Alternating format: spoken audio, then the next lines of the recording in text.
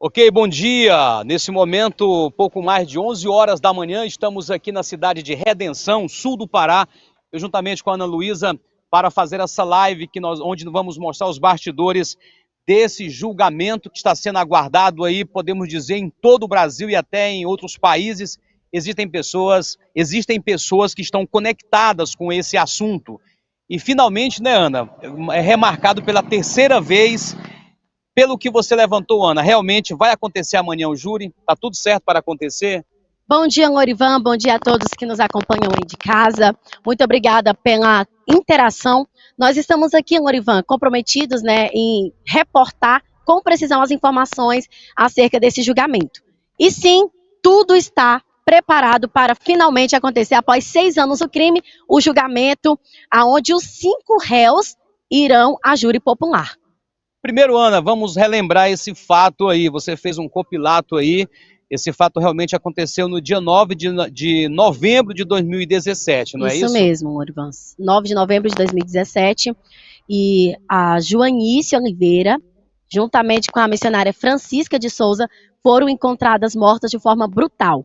O corpo de Francisca estava próximo ao portão da sua casa, com um saco... da missionária. O corpo da missionária Francisca estava próximo ao portão da sua casa, com um saco de cimento sobre o pescoço, e o corpo da sua amiga Joanice Oliveira estava dentro da casa, com fortes sinais de agressão, inclusive com o cabo de rodo cravado pela sua boca. E elas estavam em uma oração, era para ser uma noite de oração, Lorivan, e terminou em tragédia. É isso aí. E logo em seguida, após o enterro, no dia seguinte, a polícia prendeu Ricardo.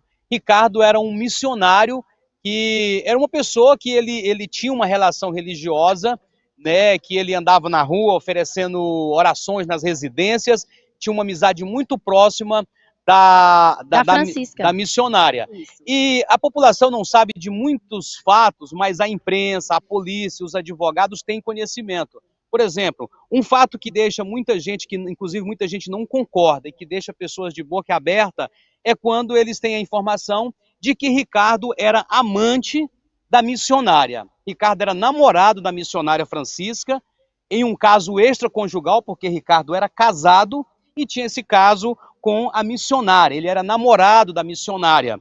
Então daí já começava algo meio que nebuloso, e nesta oração acabou que Ricardo veio a matar as duas pessoas. Inclusive, ele é o único réu confesso, Lorivan, e após o crime, ele tinha sinais de briga no seu corpo, arranhões por toda parte, pelos braços, pelo pescoço, e ele, no primeiro momento, apontou 4 outros participantes do crime, mas depois, em audiência de custódia e também perante o Ministério Público, ele voltou atrás e disse que não, fez tudo sozinho e que as outras pessoas que ele apontou foi por pressão do delegado e ele tinha a expectativa de que sua pena fosse diminuída. E ele disse que com esse argumento de que sua pena poderia ser aliviada, ele apontou inicialmente os outros 2 casais de acusados. Que este apontamento de Ricardo aconteceu dentro da sala do delegado no momento em que eles trabalhavam na investigação. E que, inclusive, em menos de 24 horas, a polícia já apresentou uma lista de quem tinha matado, de quem tinha participado, inclusive se referindo a algumas provas, falando da venda de um imóvel, que seria a razão da discórdia, falavam também de imagens, falavam de um seguro de vida. E a polícia apresentou tudo isso em menos de 24 horas, o que deixou a população, alguns acreditando e outros não acreditando. Tendo em vista que Ricardo falou que os 2 casais participaram do crime somente para o delegado, dentro da sala do delegado. Já no dia seguinte, na audiência de custódia, ele falou ao juiz que ele matou sozinho e também falou para a imprensa que ele matou sozinho. Um ponto interessante é que nos 2 júris que foram agendados anteriormente, o Ricardo não seria levado a julgamento. Isso mesmo, não participaria. Não participaria, seriam julgados apenas a Joanice e o esposo, que é um casal de amigos da missionária, e a Aline, o esposo, que é a filha e o genro. Já no julgamento de amanhã, Ricardo sentará no banco dos réus. Isso, Lorivan. Sim, e olha, o apontamento mais dramático né, dos acusados é da Aline e do Jean, que é filha e genro da missionária Francisca, e eles são acusados de encomendar a morte. Só que é importante lembrar, Lorivan, que eles têm um álibi muito forte. E na noite do crime, eles estavam recebendo visita em casa, inclusive essa visita dormiu no quarto junto com eles. A polícia não quis aceitar as provas que pudessem apontar, que apontam e que poderia elucidar o caso. Essa pessoa que passou o dia que antecedeu o crime e a noite do crime em companhia do casal Jean e Aline, a polícia não aceitou essa testemunha, inclusive deu voz de prisão a essa testemunha no primeiro momento, acusando ele de também ter participado do crime, mas porém não manteve essa ordem, essa prisão, e ele foi solto logo em seguida. Né, E os outros acusados, né, o Wesley e Eusilene, é um casal de amigos da missionária Francisca que também participavam ali do ciclo de convivência dela, participavam de cultos e de orações, e eles também negam qualquer participação e dizem ser vítimas de uma falsa acusação. E o que divide muito opiniões de quem tem conhecimento do processo, como policiais, advogados e imprensa, para as pessoas que não têm conhecimento do processo, que apenas ouve o que se fala, é de que, por exemplo, a defesa dos acusados diz que a polícia não juntou nenhuma prova contra os acusados. E nós da imprensa, que milita nesse assunto desde o primeiro dia, também nós não conhecemos nenhuma prova contra os acusados. E falando, ou melhor, contra os dois acusados, já contra o Ricardo tem provas, tem o seu próprio depoimento em que ele confessa que foi tomado por uma possessão maligna. Possessão maligna, e por isso ele... E existe um caso interessante de que uma residência, na frente da residência de Aline, que tem um sistema de câmeras, e a polícia foi lá e pegou esse sistema de câmeras. E o sistema de câmeras mostra todo o movimento da casa da Aline antes do crime. O momento que ela chegou, o momento que ela saiu. Porém, essas provas não foram juntadas ao processo, que é um dos pontos que a defesa pretende bater muito. Por que a polícia, de posse dessas provas, não juntou essas provas ao crime, que são as imagens da frente da casa da Aline? Sim, e também, Lorivan, registro do celular, porque é possível, né, descobrir se por exemplo, através da conexão do Wi-Fi, poderia se saber se os acusados estiveram na casa na noite do crime. E essa prova, inclusive, foi solicitada pela defesa e pelos acusados. Inclusive, durante a entrevista, eles falam: nós queremos que quebre o sigilo, confere celular, confisca tudo, mas realmente algumas provas não foram juntadas ao inquérito, o que deixa um questionamento muito grande. Lamentavelmente, o trabalho da polícia é colocado em xeque, porque inclusive os advogados de defesa dos dois casais, como você falou agora há pouco, Ana, pediu que fosse juntado perícia para saber se os telefones dos acusados estiveram no endereço da missionária na noite do crime. E por que a polícia não juntou? Esse é um questionamento da defesa, que vai certamente arrolar isso. E como eles colocaram, que não existe nenhuma prova que coloque os dois casais na cena do crime. E existem provas que demonstram que pelo menos um dos casais, a Aline, a filha, e o genro, o Jean, provas que demonstram que eles não estavam, como o depoimento da pessoa que passou o dia e noite com eles, inclusive dormiu na casa dos acusados Aline e Jean, e também como se as imagens do circuito de câmera de frente à casa da Aline, que colocariam um ponto final, porque as imagens mostram claramente a hora que a Aline e Jean saíram e chegaram de sua residência no dia anterior e na noite do crime. Lorivan, mas e o depoimento da Eusilene? O depoimento da Eusilene, que confessou em um outro momento, que é um outro objeto que a imprensa tem conhecimento, os advogados têm conhecimento. Eusilene, após em torno de 50 dias presa, sem receber visita nenhuma, ela recebeu a visita de um delegado que investigava o caso, levando uma irmã dela e apresentando uma proposta de delação premiada. Ela faria uma delação premiada e ela ganharia liberdade, seria inclusa no programa de proteção a testemunhas, inclusive ia morar até mesmo do outro lado do país, né, longe daqui, e seguiria a sua vida normal. E neste depoimento que a polícia levou pronto, segundo ela depois, a polícia relatou lá, como sendo o depoimento dela, de que ela não participou do crime, mas que ela estava na casa na hora que aconteceu o crime, e dizendo que viu o Jean e a Aline e o seu esposo indo para o interior da casa para fazer a execução. Ela disse que assinou esse depoimento. Inclusive no vídeo, né, Norivan, que até circulou bastante aí na mídia, o vídeo que mostra a Eusilene dando esse depoimento, ela está lendo um papel, um documento, e depois ela assina, né? Não é algo assim que aconteceu espontâneo, ela leu e assinou. De forma muito grosseira, a polícia apresentou um vídeo, diz que a Eusilene confessando. Mas a Eusilene, com voz trêmula, lia um papel que era o próprio depoimento dela, que o delegado levou pronto para o interior do presídio, segundo colocações da Eusilene, e o delegado negociava com ela. Norivan, e até aquele momento, mas Ana, é importante ressaltar aqui que Eusilene, por meio de entrevista, negou esse depoimento e contou tudo isso que nós estamos relatando aqui, é de acordo o depoimento dela para a mídia. Né? Tudo que nós estamos relatando aqui, ela contou tudo que recebeu essa proposta e que ela estava ali pressionada no momento de muita tensão, de muita angústia, longe da filha pequena, e ela assinou esse papel na esperança aí de conseguir voltar a ter uma vida mais ou menos parecida com o que ela tinha antes e próxima da filha. Olha, esse depoimento da Eusilene, certamente os júris terão oportunidade de ver amanhã, mas esse depoimento, a Eusilene deu ele para a imprensa, para o Ministério Público e também para a Justiça, em uma audiência na Justiça.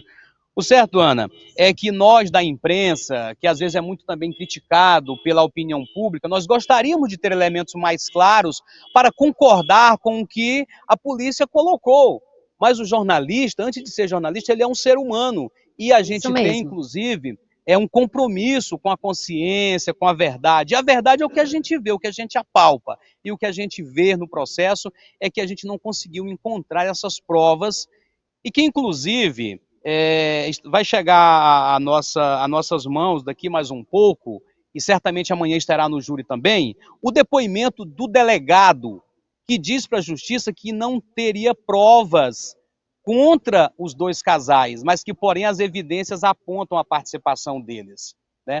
Então, realmente, é esse júri emblemático desta forma que vai acontecer amanhã aqui em Redenção, e nós estamos cobrindo tudo.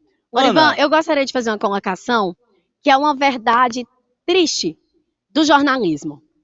Você que está há mais tempo, né, tem mais tempo de experiência, você sabe, Norivan, que as pessoas chama muito mais atenção o que é trágico, uma notícia ruim, do que uma notícia boa. É uma verdade. Infelizmente, notícia de morte, de maldade, matou, morreu, circula mais, dá mais ibope do que notícia boa. Isso é um fato que nós não podemos negar. E, infelizmente, as pessoas elas estão mais abertas a aceitar o ruim, acreditar no ruim, na maldade, acreditar que todos são culpados, do que acreditar na inocência. Mas é importante dizer que nós não podemos julgar de maneira errada. Nós precisamos nos atentar aos fatos. E o que nós estamos dizendo aqui é que, pelo que nós apuramos, pelo que nós levantamos, não há prova que coloca os dois casais dentro da cena do crime. E pelo menos isso é o que sustenta os advogados dos dois casais. Isto é o que nossos olhos viram. Nós folheamos o processo, olhamos página a página e nós não encontramos isso. E a população fica a se perguntar com que interesse esse delegado teria de incriminar essas duas pessoas e manter essa sustentação. Porque, segundo o Ricardo, quando ele colocou o nome dos dois casais, foi após uma forte pressão que ele sofreu por parte do delegado no interior da delegacia para que ele confessasse quem mais teria participado do crime. E você sabe, Ana, como você colocou, as pessoas, quanto mais dramático, melhor. E quando você aponta um crime que a própria filha, que o genro ajudou a matar e contratou, neste momento o fato fica dramático. A gente não sabe o que aconteceu, mas o certo é que um dos delegados daquele crime, naquele momento, ele era acusado de ter articulado, arquitetado a invasão, uma incursão da polícia na Fazenda Santa Lúcia, quando tiveram 10 mortos que inclusive vários policiais militares e civis foram presos. E o delegado que comandou aquilo ali estava sendo acusado por um oficial do alto escalão da Polícia Militar de ter arquitetado aquela incursão para executar as pessoas que que estavam ali dentro fazendo a invasão daquela fazenda. E esse mesmo delegado, dias depois, não sabe se numa tentativa de cobrir o foco dessa denúncia da Polícia Militar contra ele, ele consegue, em menos de 24 horas, mostrar a elucidação de um caso e colocar a participação de uma filha e de um genro. Com isso, o fato tomou repercussão e o assunto Santa Lúcia, se esqueceram do assunto Santa Lúcia. Mas o certo, Ana, é que nós vamos acompanhar esse fato, o júri vai acontecer. E o que você apurou, Ana, sobre quem vai defender os acusados? Olha, Lorivan, a Aline, ela está em um presídio em Marabá. Então, o advogado de Marabá vai estar defendendo ela. Está em Marabá também ou está aqui? A Eusilene está em Belém. Tá? Ela não está em Marabá, está em Belém. A Aline vai ser defendida pelo advogado Arnaldo Ramos. Eusilene, Wesley e Jean serão defendidos pelo advogado Dr. Carlúcio Ferreira. Carlúcio Ferreira. E Ricardo será representado por um defensor público que nós ainda não tivemos acesso a informação sobre o nome dele, até porque, Lorivan, eles, por segurança, mantêm o máximo de informações restritas até que o julgamento comece. Gente, então o julgamento começa amanhã às 8 horas, não é, Ana? Entre 8 e 9 da manhã. A previsão é que dure todo o dia, a expectativa é que passe para o dia seguinte, que está agendado também. O acesso ali vai ser para poucas pessoas, porque o ambiente é um ambiente pequeno, familiares dos acusados e também das vítimas têm prioridade. A imprensa, poucos profissionais de imprensa conseguiram acesso, o Portal Notícia vai estar lá dentro, mas já adiantando que nós não vamos poder fazer imagens, gravações, mas, no entanto, vamos estar acompanhando, anotando tudo. E reportando. Nós vamos sair aqui fora, a Ana vai estar aqui fora, eu vou estar passando para ela, vai estar a Ana, o Jays, o Lírio, toda a nossa equipe de plantão, passando para você o passo a passo desse julgamento muito emblemático. O sistema de segurança, com certeza, está sendo muito bem preparado pela polícia, porque há expectativa de que pessoas... familiares e pessoas que nem familiares são, mas se mostram indignadas com a situação, possam atentar alguma coisa contra os acusados. Inclusive, Lorivan, em situações como essa, é comum que haja briga, confusão durante o julgamento. Então, a polícia vai estar presente. Inclusive, só entra ali para assistir o julgamento pessoas que se credenciaram antecipadamente, tá? E, inclusive, há restrições, devido à grande procura de pessoas para assistir esse julgamento, né, estudantes, imprensa, familiares, foi definido que haverá um sistema de revezamento. Então, as pessoas não vão assistir o julgamento integralmente. Cada pessoa tem direito a assistir apenas por um dia e um período. O julgamento pode durar, Lorivan, até 1h da manhã. Inclusive, se o juiz achar necessário, pode-se por dias do julgamento. Estamos aqui acompanhando, inclusive os intervalos, vai ser determinado ali no decorrer, sabe, do júri, é o juiz que vai determinar na hora, de acordo com a necessidade, mas o fato é que nós estaremos de plantão. Nós conseguimos, por meio de uma solicitação, a participação de um representante da nossa equipe para acompanhar todo o julgamento, né? Então, nós estaremos aqui acompanhando integralmente do começo ao fim. Então tá, o juiz que vai atuar é o juiz criminal, né? O juiz titular... deixa eu só conferir aqui o nome. Nós temos aqui o juiz auxiliar. Isso mesmo. O Ministério Público vai atuar na acusação. A defesa será feita pelos advogados que a Ana acabou de mostrar aqui. E nós vamos estar de plantão. A gente pede que você compartilhe esta live, que você comente, que você curta e que você participe amanhã. Fique conectado no Portal Notícia para você ver todos os detalhes. Lorivan, o juiz titular da Vara Criminal aqui de Redenção é o Dr. Bruno Santos Carrijo. E não foi confirmado ainda se ele vai presidir o júri ou se será o seu juiz auxiliar, que é o Dr. Keller Vieira Lino Júnior. Nesse caso, acredito que os dois vão estar ali, o titular e o substituto, o auxiliar vai estar ali com ele, e nós vamos estar acompanhando tudo. Gente, e não foi confirmado qual promotor vai atuar na acusação, mas também geralmente quem atua na acusação é o doutor Luiz. Perdão, deixa eu só olhar aqui, pessoal. E lembrando, É o doutor. Pode falar, Lorivan. Enquanto a Ana encontra aí, quem doutor Luiz da Silva Souza. O promotor doutor Luiz da Silva Souza, né? Isso. Certamente será o juiz, o promotor que vai atuar na acusação. Isso. Como colocamos agora há pouco, o doutor Carlúcio vai defender ali o Wesley, Elzilene e Jean, doutor Carlúcio Ferreira. E a Aline vai ser defendida por um advogado que está vindo de Marabá. Doutor Arnaldo Ramos. E o Ricardo, o réu confesso, que confessou várias vezes em todos os lugares, que somente dentro da sala do delegado ele falou que teria a participação dos demais 4 e falou que foi por motivo de pressões. O Ricardo, réu confesso, vai ser defendido pela Defensoria Pública. Isso um mesmo. Advogado da Defensoria Pública que vai estar atuando, fazendo a defesa.